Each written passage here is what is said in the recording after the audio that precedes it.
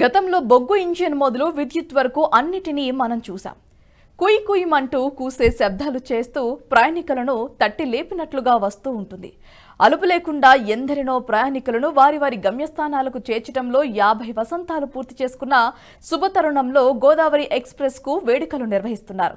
విశాఖలో గోదావరి ఎక్స్ప్రెస్ కు ప్రయాణికులు, రైల్వే సిబ్బంది 50 వసంతాల పండుగను చేశారు. 1974లో ఫిబ్రవరి 1న గోదావరి రైలు పట్టాలెక్కింది. గోదావరి ఎక్స్ప్రెస్ విశాఖ టు హైదరాబాద్ల మధ్య పట్టాలపై పరుగులు తీస్తూ 50 ఏళ్లు పూర్తి చేసుకుంది. ఇక ఈ సందర్భంలోనే Godavari express golden Jubilee celebrations నిర్వహించారు. కేక్ కట్ చేసి సంబరం చేసుకున్నారు. విశాఖతో పాటు హైదరాబాద్ వరకు అన్ని స్టేషన్లలోనూ వేడుకలు జరపడం విశేషంగా నిలిచింది.